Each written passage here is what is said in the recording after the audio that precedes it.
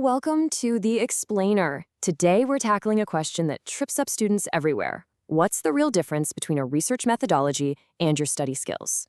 Believe me, they are not the same thing, and understanding why is absolutely key. So, methodology or study skill. What is the real difference here? It's a super common academic mix-up. But by the end of this, I promise you're going to have the clarity you need to really succeed. All right, first up, methodology. I want you to think of it like this. It's the architect's blueprint for a research project. It's the whole grand plan, the master design that shows how everything fits together. And here's the key thing to get, right? This isn't just some random list of things you did. It's the formal, structured, systematic plan that guides your entire research process, from that first spark of an idea all the way to the final analysis.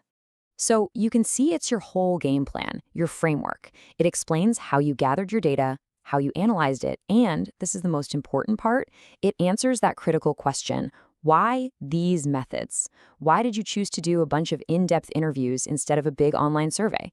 Your methodology is what justifies those choices. It proves your research is solid. And this quote just hits the nail on the head. It's not a list, it's a justification. It's your core argument for why your research is sound, why it's reliable, and why people should trust your findings. It's all about the logic behind your work.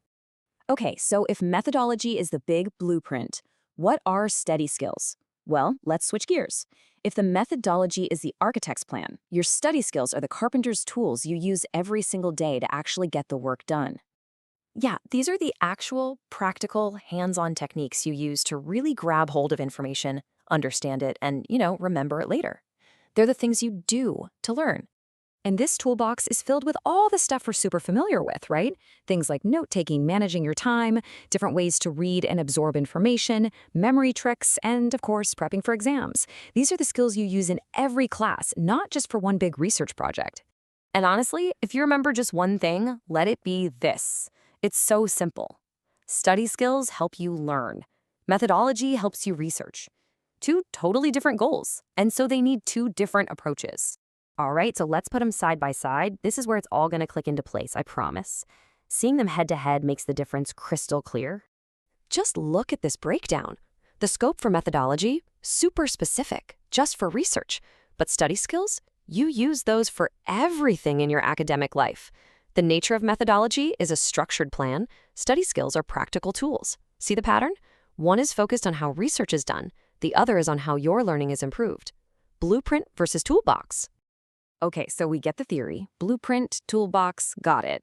But how does this work in the real world? Let's get practical and pull one of the most essential tools out of that toolbox: note-taking. Note-taking is such a perfect example, isn't it? It's one of those fundamental skills that you need for literally everything, from just sitting in a lecture to actually gathering information for that big research project we talked about. Okay, and this is probably the biggest mistake I see students make, and it's so important. Effective note-taking is not about writing down every single word like a court reporter. No way. The real skill is to listen actively and pull out just the most important stuff: the big ideas, the keywords, the core explanations. And listen, the process isn't over just because the professor stopped talking. What you do afterwards can be a total game changer. Taking a few minutes to review your notes, add some structure with headings, maybe use some bullet points, and highlight the key ideas, that's what really locks the information into your brain. A lot of success with note-taking really starts before you even open your notebook. It's all about setting yourself up to win.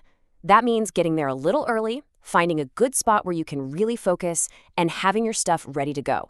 And just as important, it means being ready to engage. Don't ever be afraid to ask a question if something isn't clear.